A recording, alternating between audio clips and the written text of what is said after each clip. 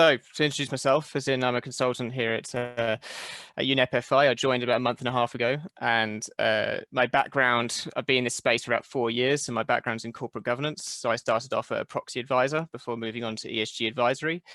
Since COVID hit the world, as in I've become a consultant, and I've worked for South Africa and for the Impact Management Project before joining this. And in the past 12 months, I've had a specific focus on metrics of all kinds, not just climate metrics in a very holistic sense. And I'll talk about that later, because my role at the within the TCFD team is actually split, because I split my time between this team with David and with Karine Ab on the positive impact team. So there'll be some relevant information in there in regards to impact related target setting, which of course is something that we should all aspire to. But yeah, and that's it for the introduction. I'll wait a few minutes for anybody else to join, unless you want me to instantly kick in. Thanks a million, Alex. I think we have 31, so we might just give it another couple of even 30 seconds, and then we'll kick off. I know there's a couple of people who have mentioned that they might not get to all of this session today, but I think we'll just give them a little bit more time, and then we'll kick into it. That's okay? Yep, absolutely fine. Great, thanks, Emil.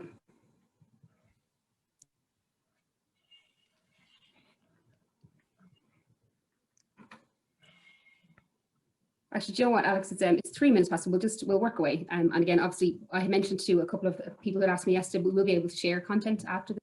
Helpful. So, what we're planning to do is actually edit the topics into different sections, and then we'll be able to share them with the group, which will be helpful, I think, because there's so much content in there. A couple of people were mentioning yesterday, it's like a lot to absorb. So it'd be great to have kind of sections broken out, and people will be able to look at them then and play back. So thanks, Emil.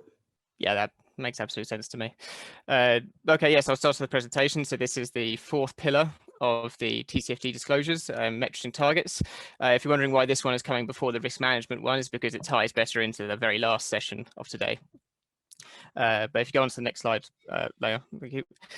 With the agenda pieces for today, we'll be looking at how to determine key metrics that you should disclose externally and use for internal reporting, how those targets can be used to track against climate goals and commitments, good practices around the TCFD metrics and targets pillars, and we've got some specific examples from some TCFD reports.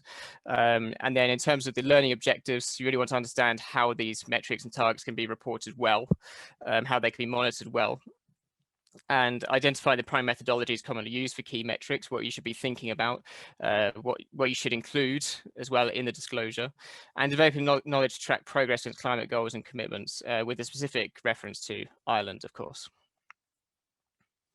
So yeah, I said before, we're in the fourth pillar here, and just to reiterate what the fourth pillar contains, as in you have the climate related risks and opportunities in relation to strategy, which you talked about yesterday, and the risk management process, which will come in the next section. And then you've got disclosing the scope 1, scope 2, and if appropriate, scope 3 emissions, which are going to be the, it's a very quantifiable metrics to come within that section. And then you've got describing the targets used by the organisation to manage climate related risks and opportunities and performance against those targets, and how you track those across the different time horizons. So key metrics for climate risk disclosures. So why are these risks so important, these metrics so important? And of course, they empower both external and internal stakeholders. And I'm going to say this is a point of my experience, as in my previous roles, as in I've been an ESG advisory firm where we advise corporates on exactly these issues to do with their metrics in relation to engagement with their investors. So I'm coming at it with a slightly more practitioner angle, just to let you all know, than I haven't been working at an NGO for long. So I'm coming at it with a specific angle on this. Which I think the metrics enable stakeholders to have an increased level of transparency against all of your operations in relation to climate. So they can more effectively assess a firm's risk-adjusted returns, which is especially important for banks and investors. They can understand a firm's exposure to climate risks, and of course that involve your investments or holdings or operations in any of the climate-intensive sectors. So of course mining is a big one, transport is another big one, energy in general is huge. So therefore, yeah, it's important for stakeholders to know exactly what sources of climate risk that you're having. And you appreciate firms advance in managing climate change. This is where you can please them potentially if you're doing well with your performance against the targets, and it'll look very good in any disclosure and reporting that you produce annually. Benchmark firms against one another. Now, in my opinion, peer disclosure is very important, but you also mustn't be spending too much attention on that, because after all, if the entire sector that you're in or your peers are in, your peer group are out of kilter with everybody else or with best practice, then unfortunately you're going to just follow them down the same road. So it's very important still to benchmark against each other, but you still need to look at it in an objective sense. Discern a firm's potential positioning in a changing environment. That is also to do with regulatory issues affecting your holdings and operations, which will have material impacts on your future strategy. So metrics really do tie into all of this, because it's about monitoring what exactly is going on with your in terms of climate change at your firm. So where to start? Now, you would have heard some of this before, but I'll reiterate, is in articulating where climate change risks touch your business, identifying climate risk exposures, and once understood, monitoring those key risks and making those very clear to your investors, to your holdings, your customers, whomever your stakeholders are. As in, if you spell it out clearly for them, it means you don't get interrogated so hard in engagements. It's a simple thing. Basically, if you do your homework early, you can start to, plan this a lot more rather than waiting to the last minute. Exploring plausible climate change risk scenarios. By understanding the risk drivers of these risks in these scenarios, metrics can be developed.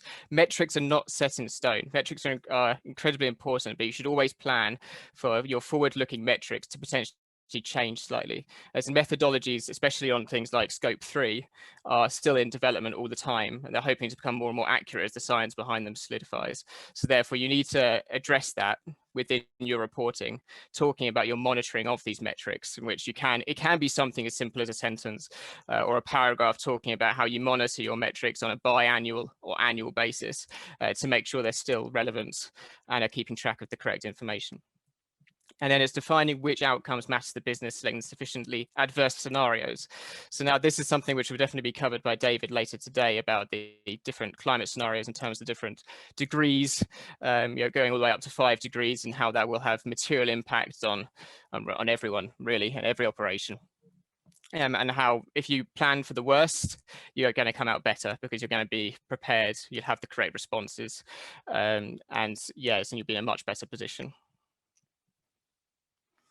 So there's some general principles to metrics which I think are very important, and I think they should always be kept in the back of the mind, which is that historical data is incredibly important for benchmarking and comparison, and will be used by your stakeholders to judge your performance, but it's not sufficient in of itself. As in, metrics must be forward-looking, because climate risks are, in the next 30, 40 years, are going to change dramatically.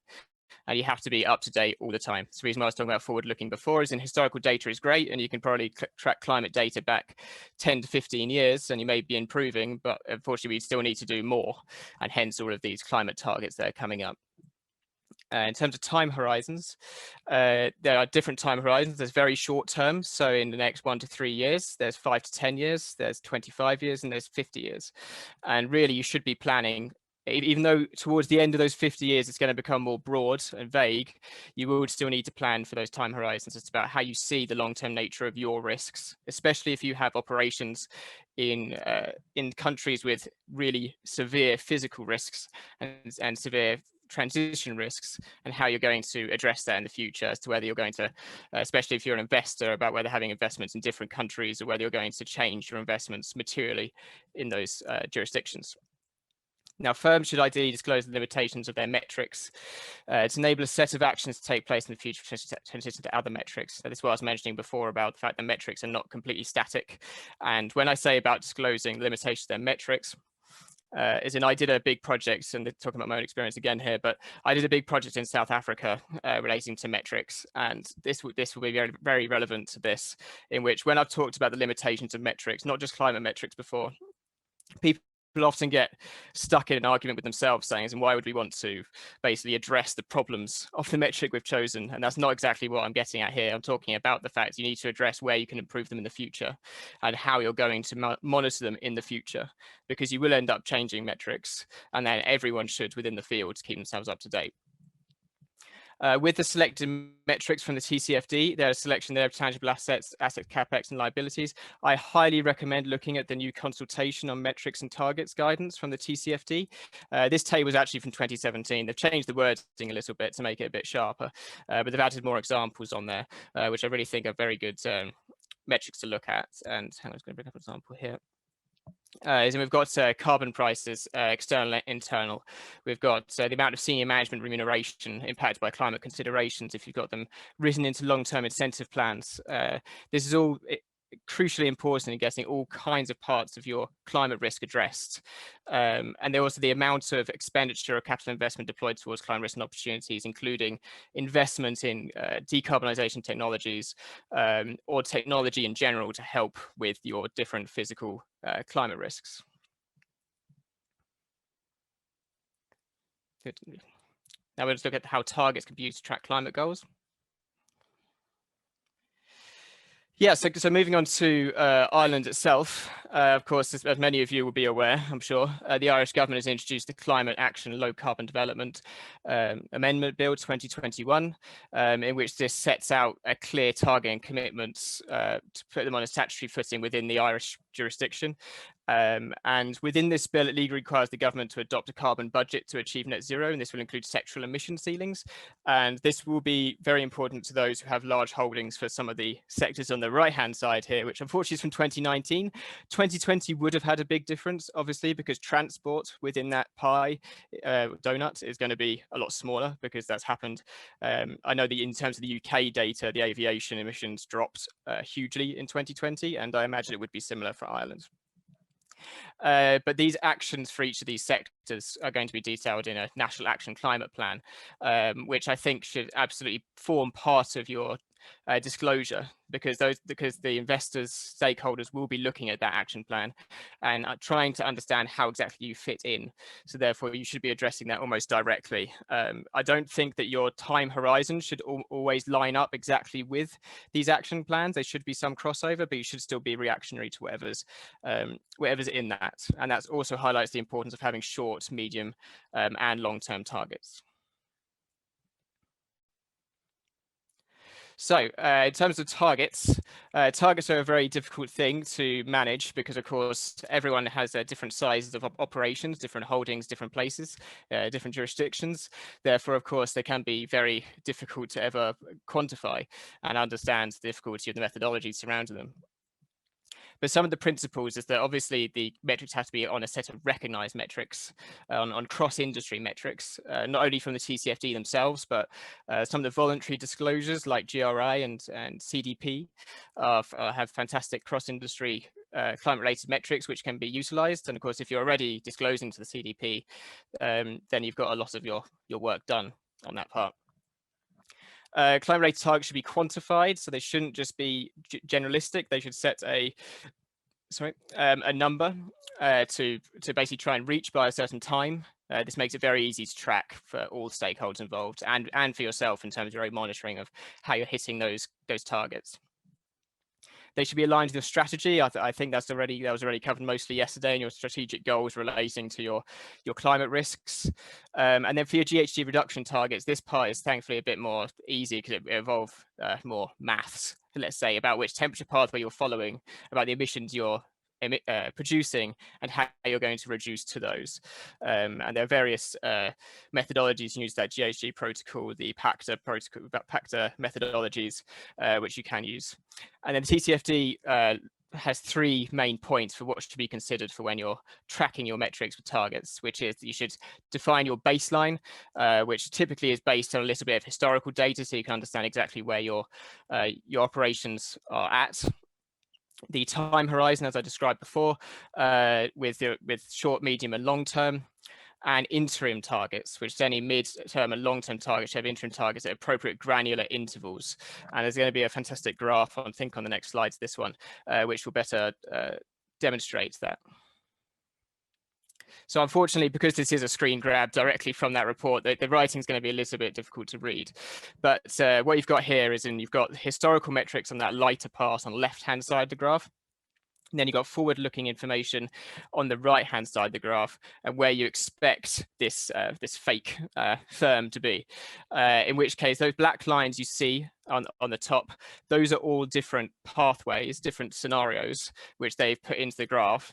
And then the dotted line is where they want to be with their interim targets. And he said there's a minus 20%, minus 50, minus 70, and where they want to go. And then the solid blue line is emissions under the 1.5 degree scenario, which means they're beating their targets. So this is a very, I think it's a very good demonstration of exactly how you should lay out your scenarios, and also to give clear and precise time horizons for your different targets. I'm just going to quickly take a drink.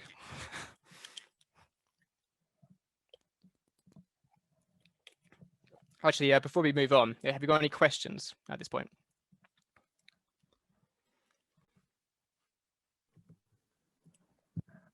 Hi, Alex. Hi.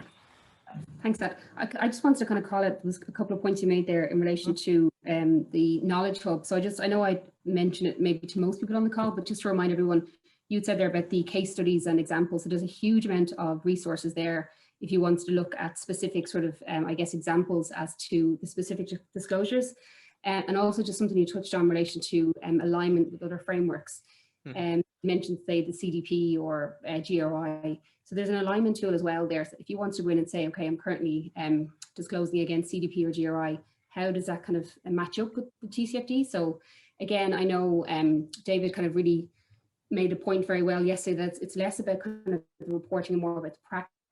But if you wanted to see what you're currently doing and how it actually measures to the TCFD recommendations, both of those are available on the site. Yeah, thank you, Colette, sorry.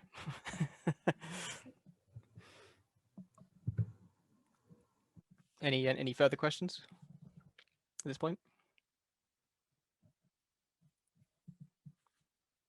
No? Okay, we'll continue into good practice.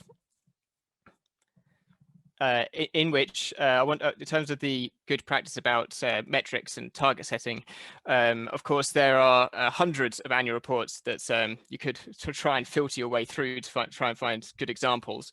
But thankfully, as Colette just mentioned, in the Knowledge Hub, there's going to be various examples within this, which I think are very good demonstrations of exactly the kind of disclosure you should be aiming for. And in relation to the alignment to CDP, which of course is technically a questionnaire, as in you should be presenting almost the CDP information within your TCFD part of your report, because then of course they sit alongside each other and they complement each other. They're not in conflict at all, the information that you're aligning with TCFD and with CDP. So you should definitely be keeping that in mind.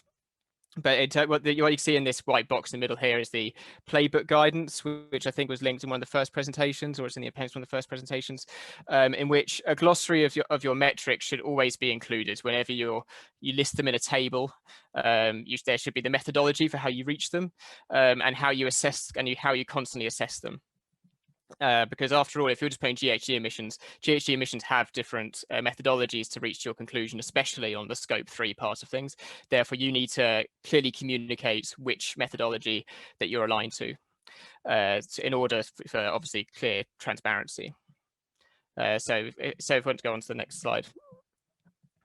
So this is from Investor State Street with the ESG report, and this is actually a waste comparison, but this is where you can very easily see the change in per the year, and of course it's tabularized, which is the best one, but you need to be able to make it very tangible for stakeholders over your various time horizons, and of course within these tables you would want to state your targets, but you also want to be careful you don't want to confuse them over the page about thinking about their targets that were set previously. They're forward-looking targets, so this helps to demonstrate progress.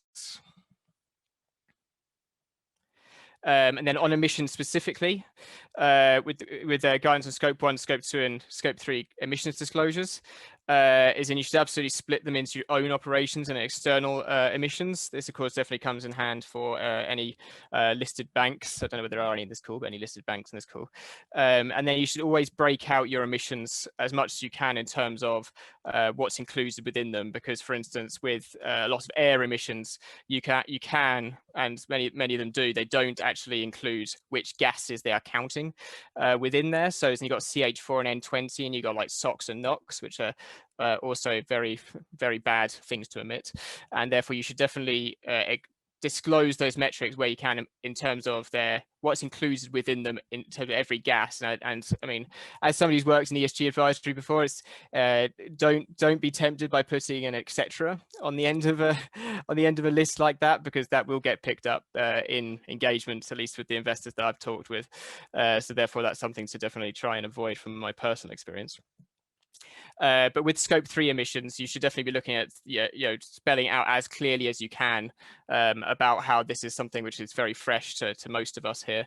And therefore, of course, you want to be able to communicate that in the best way possible, that you're including everything you possibly can within your scope 3 emissions. And of course, for going further on, is that emissions normally require a certain amount of assurance, mostly, in my opinion, in external assurance, and that should also be clearly stated within your reports. But it's within your methodologies. I would say the methodologies don't have to be explaining them pages upon pages. You don't have to explain what Pacta does, but you do have to summarize exactly why you're using it and why you think that it's advantageous for you to use that specific methodology.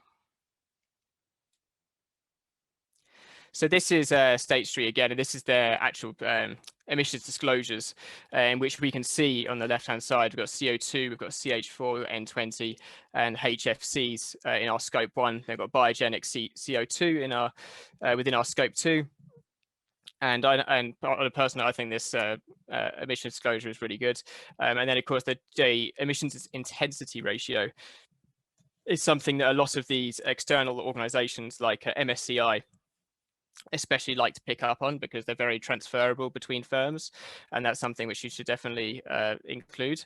And then with the list of included gases, just as I was stating before, you can see carbon dioxide, methane, and nitrous oxide. So in terms of targets, again, now I'm going to talk a bit more about my other side of the team, because I think I should. And in terms of impact-related target setting, with my work on the positive impact team, I look at not just metrics in the climate sense, but also holistically across other sectors. So I look at waste, I look at inclusive, healthy economies, I look at energy, I look at integrity and security of person. I look at a whole load of different impact areas, and there are common themes which run through these about targets, in which if you keep your language consistent across every kind of metric, whether it's climate or not, you're bound to end up with a better piece at the end. Therefore, although TCFD is very climate related, as in it's very transferable to your other parts of your reporting. And I think it should be treated as such, because then you're going to end up with a better piece of work. And right here, you can see a few of the kind of metrics you should use about renewable energy, about electricity consumption, decrease in water consumption, and I will advertise the tool that I've been working with at UNEP-FI, which is the portfolio impact analysis tool, which some of you might have even heard of, which I've been directly working on, in which the indicator library is contained within that. And the indicator library, and if you're interested, you can contact me further about it, but the indicator library is basically a huge index where you can search ISIC code by ISIC code for all of your operations and holdings to understand what's material and what metrics you can use against those material factors within your operations. It's a very transversal resource, and it will be very useful in a climate context. But but there's no targets within that. Those targets still have to be decided by yourself, and those should be thoroughly aligned with your climate strategy, as was said yesterday. Targets should be at the forefront of that, and the rest of your strategy should be following that and how to reach that. And then on to the Barclays TCFD reports, and this is actually a very good visualization of the way that you can make it, well, for a better word, make it look a bit pretty. As in with the green financing commitments column on the left-hand side, they've said they want to have 100 billion by 2030, and you can see their different marks of 2018, 2019, and 2020 with the rest of their targets to go in a vertical silo, I suppose. And then you've got, in terms of our own operations, we've got the renewable electricity. Again, that's just a simple bar chart. And then with operational emissions, you've got a simple line of actual emissions compared to target emissions and where they want to get down to. But I think it's a really fantastic example of how you can make it visually appealing, which of course is a understated factor, I think, in corporate reporting, just to make it really nice and clear. And people use your report as an example if you go forward with this kind of almost graphic design part of your reports. So yes, and I'll open the floor up. I realize I kind of went straight through that in half an hour, but I'll open it up for question and answers now, because I'm very happy to answer any questions that you have.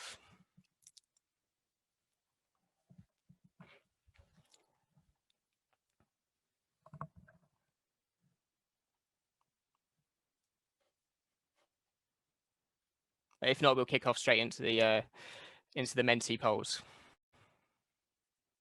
which are about to display on the screen, and there's a link in the chat.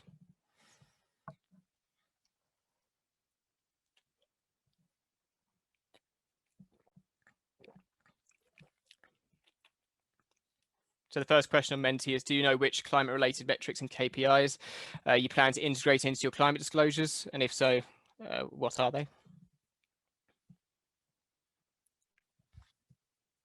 And you can type any questions into the chat as well. It doesn't have to be said out loud.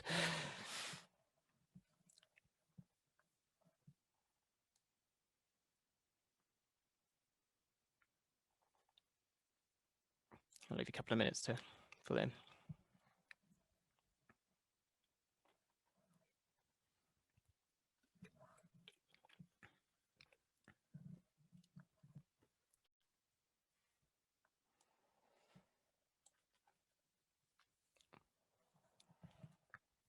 Well, I'm glad to see emissions coming up a lot. That is the most important part of the metrics and targets part. So very glad to see that popping up a lot. With green lending, that's a very interesting sector, which I still need to learn a lot about, actually, because there's so many things within that are going to be crucial for your whole horizon and transition.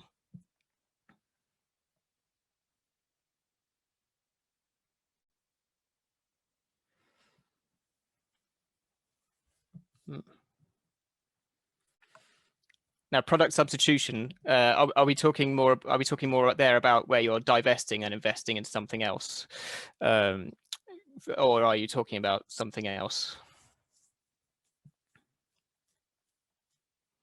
I don't know who said that, of course.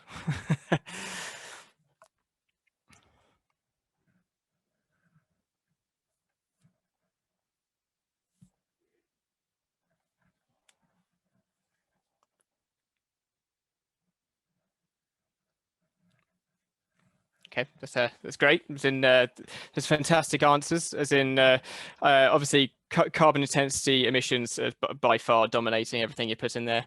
Greenhouse gases. There are some other things about waste and water targets in there, which, as I said, should absolutely be aligned with the way you do your TCFD disclosure. And you may already be disclosing against established metrics in GRI, CDP, SASB, HIPSTO, perhaps. And they're all incredibly important, those standards, and they complement each other. They're never reducing each other. And then just a second question, on a scale from 1 to 5, how comfortable are you with the monitoring of climate-related metrics? This is in particular to the being more forward-looking with your metrics. So you want to frame the question that way.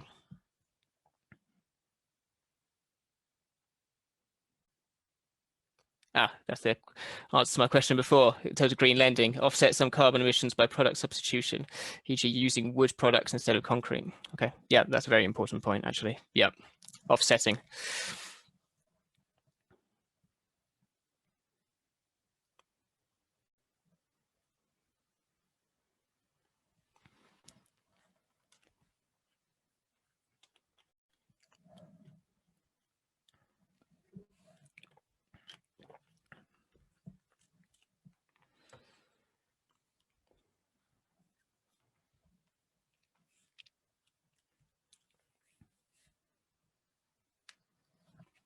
Okay, so it looks like we're firing right down the middle of the road for how comfortable with the monitoring of climate-related metrics, which of course also plays into the governance part of the TCFD, because data governance is very important with climate metrics, and also of course understanding the current landscape of climate metrics always shifting. Because the TCFD will keep on coming out with updated guidance. The CDP will keep on updating itself, SASB, GRI, whomever. Therefore, the situation is constantly evolving. So therefore, the part of the monitoring of your own metrics will include external organizations and their impact within your process. And this is which metrics do you struggle to evaluate? It's quite a simple one. There's a question.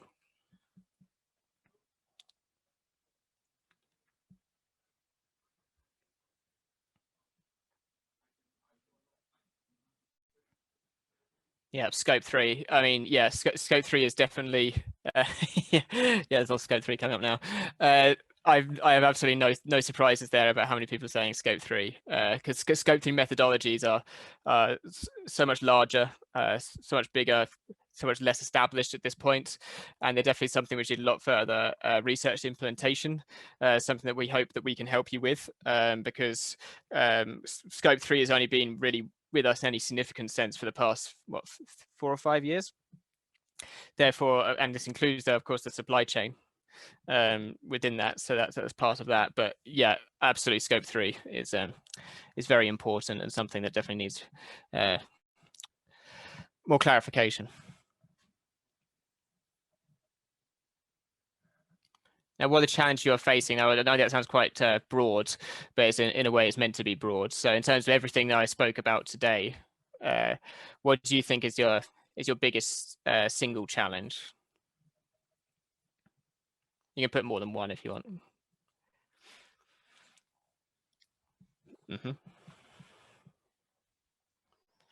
Senior management buy-in, I know that one from experience with engagements.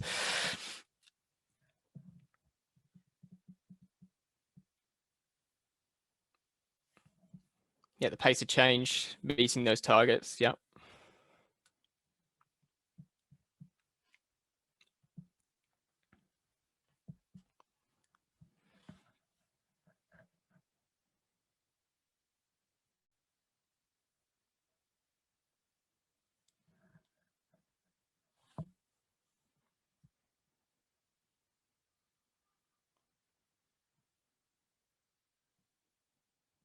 Yeah, so with the regulation part of things, is then obviously the EU taxonomy is going to be very big in terms of all of this, alongside what I've already said about the Irish climate bill, which of course was driven by the European Union bill.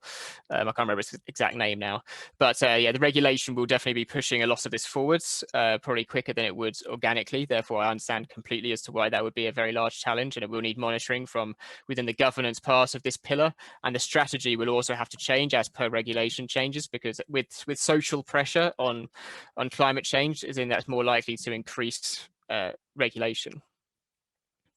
Let's look at the rest of it.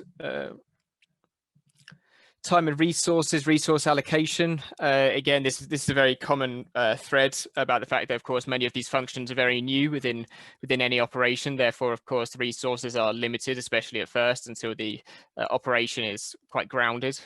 So therefore, that should, in my mind, get easier over time. But I can't speak to your bank or investor or whomever you're working for.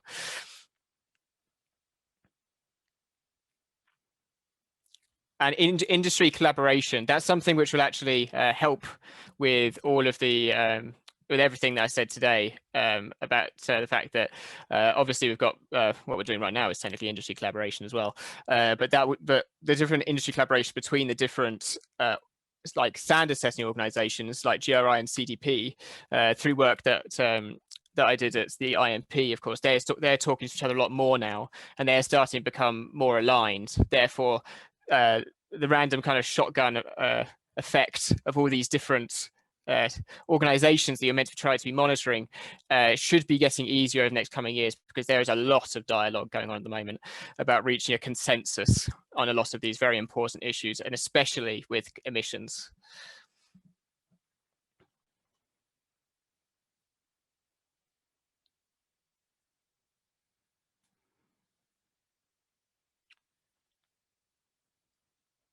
And the holistic implementation, as in, I don't know exactly who that one came from, but as in I mentioned the tools that we work on with the positive impact team, and those are very important for holistic implementation of climate-related targets and metrics within your entire system and your entire holdings and jurisdictions, and whatever you're in, because of course, as in, you can't treat climate as an entirely separate impact area that you're facing, as in water, waste, energy, all have incredible impact on it. So therefore, the holistic implementation is something that will be becoming larger and larger. The EU taxonomy is definitely part of that. So, about reaching certain thresholds and certain limits on certain other parts, while also meeting I think it's the 6 areas of the EU taxonomy about pollution and circular economy. So therefore, yeah, absolutely, holistic implementation is in its very early days, in my opinion, at the moment, but in a few years' time, that will also be at the forefront alongside all of these climate scenarios and climate targets. So yeah, now we kick off into the discussion, in which, yeah, I'd love to hear some questions from you all, but I've got some prompt questions, in which some of them sound quite similar to the Menti questions, but I want to know whether any of you wanted to voice it in a larger question. But the first question I'm going to go for is actually the second question on here, which is where do you see your disclosure heading? As in, with some of those examples that I showed you earlier from State Street and Barclays, do you see yourself heading down that route, or do you think that because of issues that you have surrounding senior management buy-in or resources, that it's not going to be quite as far as that, or what have you formulated a plan for your climate information for the coming year or years?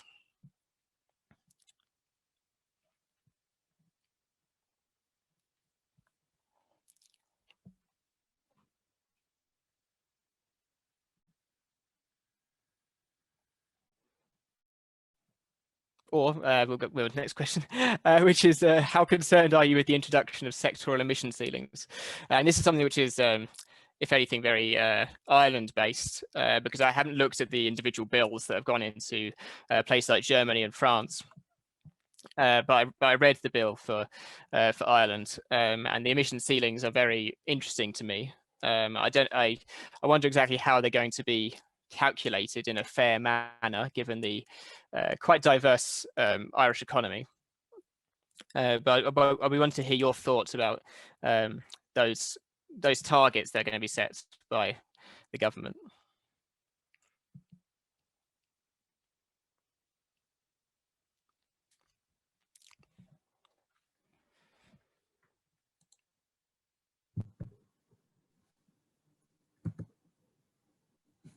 Hi, Alex. I'll jump on there actually. I'm sure maybe the rest of the guys are probably thinking about the second question, which is probably more complex than the first one you asked, but just in relation to disclosure. So I think it's, I know you had given some really strong examples visually of how organizations have tackled things like waste and water, but do you see, or kind of a devil's advocate question, like in relation to your industry, you know, I see a lot of kind of organizations who focus on, you know, waste to landfill, for example, or, you know, those type of measures, which are really important, but perhaps the type of industry that they are in, it's more straightforward and less of an impact for them generally. So do you see sometimes maybe a mismatch in the targets that are set and the actual impact of the organization, where maybe perhaps they should be focused on something that will have essentially a larger impact on climate related issues? Yes, yeah, absolutely. So that comes within your materiality assessment, especially within risk management, as to where exactly you're placing your metrics. Because of course, in a perfect world, we'll have metrics on absolutely everything monitored all the time, but we don't have nobody has the resources for everything.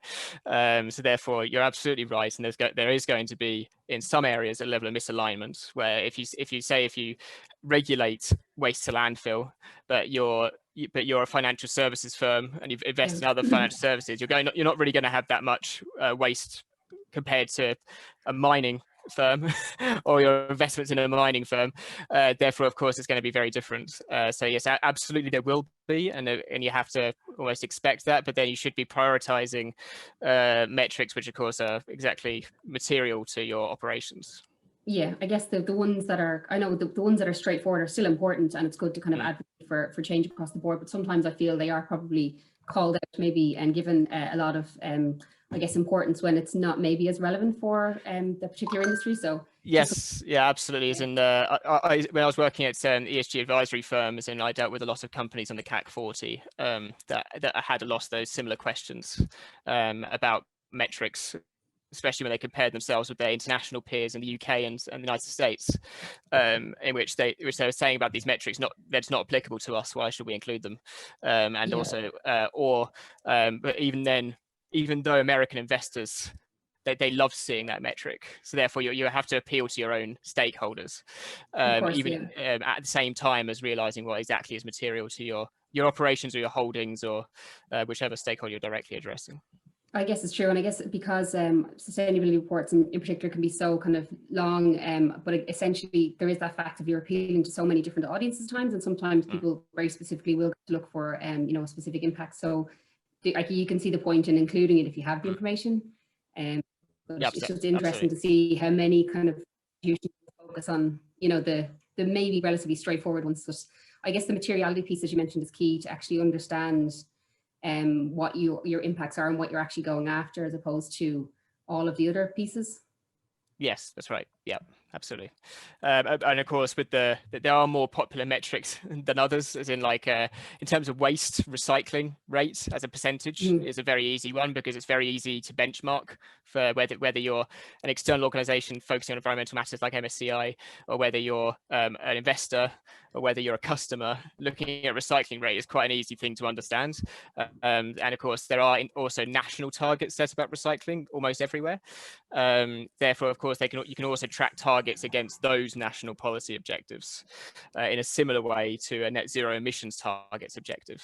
So when you're doing your target setting against those in a more holistic sense, and you have policy-backed targets, then investors are a lot happy with that. I'm using investors a lot here just from my experience, but I know that investors are, so everyone else is likely to be. Great. Thank you. I don't know if there's any more questions. Hi, Alex, it's Eamon here from NTR. And it's more of I suppose, a question / comment, but we're an investment fund that specializes in renewable energy. And so the actually bigger is better, I guess, in terms of what we're trying to achieve. And one of the challenges I suppose we face is we measure the amount of CO2 avoided or displaced through renewables. But because we're across multiple countries, it's actually difficult to understand. I suppose to look at a metric, we can look at CO2 in Ireland, where it still has relatively high CO2 per megawatt hour, and we can get a metric there. But you go into the Nordic countries, and the CO2 per megawatt hour in the Nordic countries is very low because of their of their hydro systems and all of that. So in some ways, you just wonder to yourself that there's a country difference in metrics for, in effect, achieving the same task.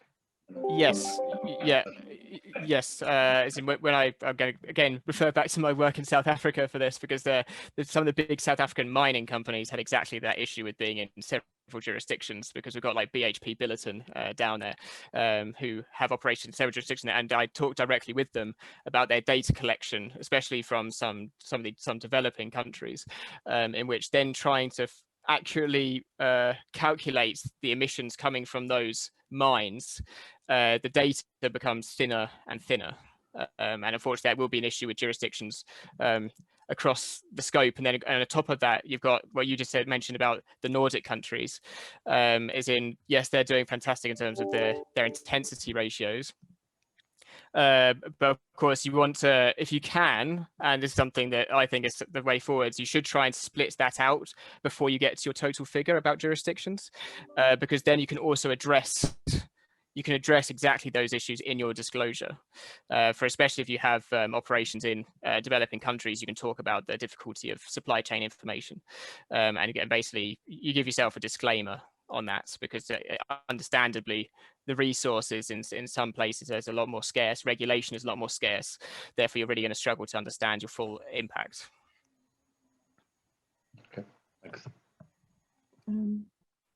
Paulina here. I work for Quilcha in forestry business, and obviously we possibly are very lucky because we have more means to, you know, kind of impact positively, you know, on the emissions, because we can quite easily, just by changing land use type or planting more trees, you know, Yep. we can increase absorption of CO2, but also, like, you know, there are different incentives that can easily offset carbon, like product substitution, or for example, there is this credit that you can get for changing land use, like, you know, into more natural wetlands and things like this. And so we have more scope to work around those targets, and, you know, have lots of different targets, you know, so we are possibly lucky, like, you know, as a business, that we have more options available.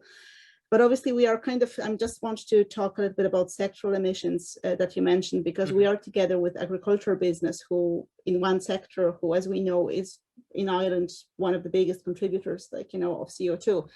And for that sector, it will be very, very difficult to really make a meaningful change, like, you know, and meet the targets by 2030.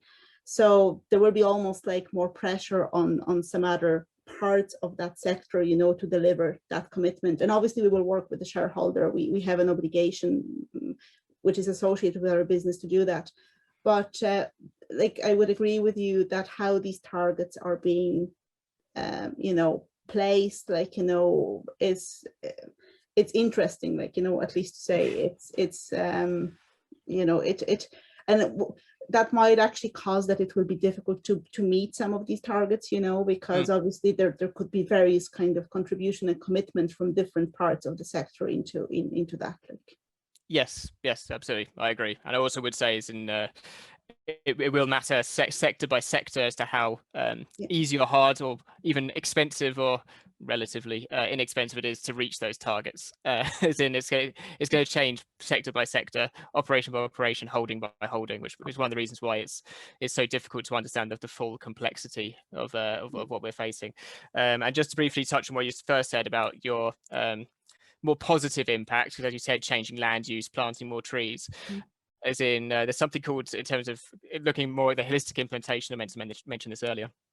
There's something called the IMP ABC framework, which is directly looking at monitoring whether you have a positive impact in your operations, which the A stands for act to avoid harm. So that's where you're just mitigating the issue. So in terms of what we've looked at today with climate risks, and especially GHG emissions, acting to avoid harm is where you're just doing what the regulator wants you to do. You're reaching the targets, but there's not much more. You're just acting to avoid harm.